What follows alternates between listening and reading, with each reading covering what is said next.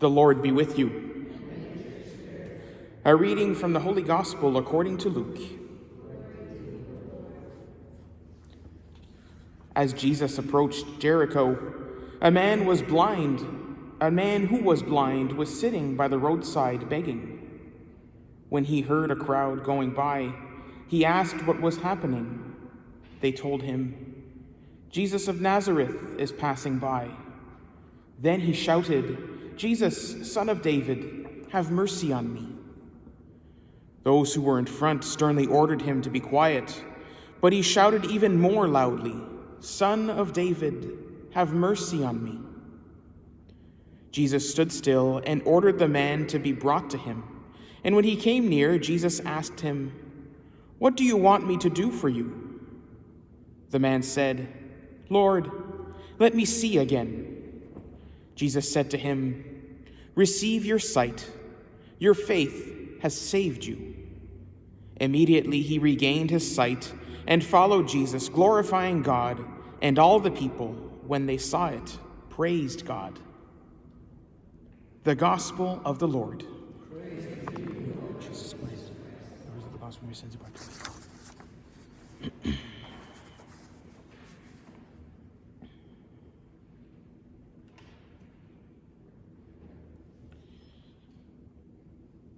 It's no coincidence that this encounter between Jesus, who heals the blind man, immediately follows Jesus' own prediction of his passion and his death and his resurrection to his apostles.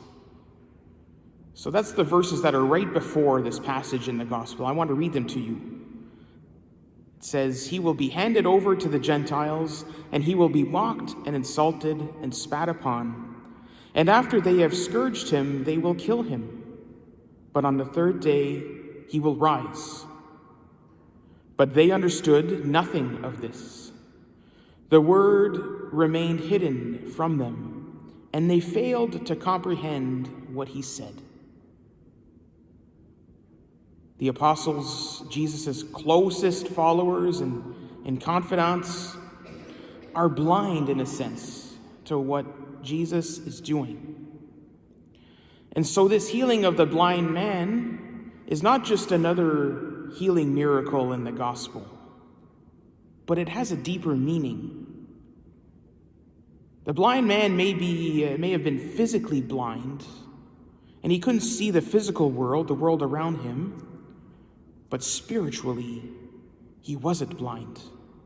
He believes in Jesus and shouts, "Jesus, Son of David, have mercy on me." That's a statement of faith. He could see with the eyes of faith. And an important detail about this blind man is his request to Jesus. He says, "Lord, let me see again." The key word here is again. And so this means that he wasn't always blind. We hear in the gospel, like in John chapter 9, the man who was born blind. But in this case, this man has become blind over the years. It may have been a slow development, and now he's blind and he can't see physically. Now, some of us might have some form of physical blindness, but healing of the blind man is meant to show us that we too can develop blindness of the spiritual kind. Over time, with what we see with the world, with all its events and wars and the kinds of laws and injustices that are promulgated in different countries, even within our own families, we can become a little bit cynical, even blind. We turn in on ourselves. We retreat in on ourselves. We might not be totally blind, but we can develop what we would call blind spots. And they can get bigger and bigger over time. You know, the larger the vehicle you have, the larger the blind spot is, right? And the first reading from the book of Revelation is a great example of this. Actually, just to show you the word revelation, We often hear this book referred to as the book of the Apocalypse. It's got apocalyptic literature in French, c'est le livre de l'Apocalypse. But the Apocalypse means revelation. It means to reveal, it means to unveil what has been hidden and cannot be seen yet. And at the beginning of this book of Revelation, we have these 7 letters to the different churches that basically give them account of how they're doing. It's like an evaluation. And so today we have that first letter to the people of Ephesus. This would have been written around the year 95, so they've had a few years of Christianity and all that stuff there. And the letter says, well, you guys are doing pretty good in Ephesus. I'll just quote, their toil and patient endurance. They've got pretty good morale. They're pretty good morally. They don't tolerate evildoers. They have the right teachings. They test any apostles who come to them. They have the right teachings, the right morals. They're worshiping correctly. But there's one thing they're not doing right. That's what we get at the end of the reading. They had over the years developed a blind spot. It says, the book says, you have abandoned the love you had at first.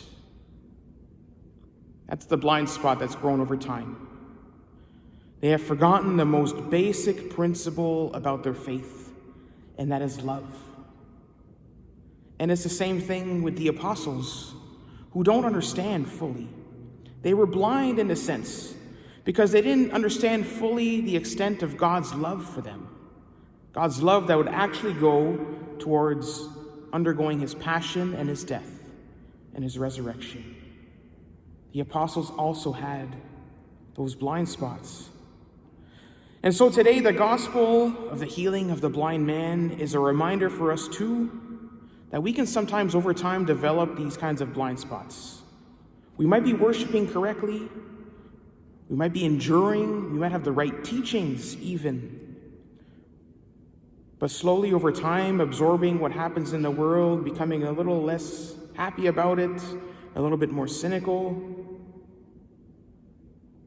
we start losing that initial love, like the people of Ephesus, for the world, for the people around us.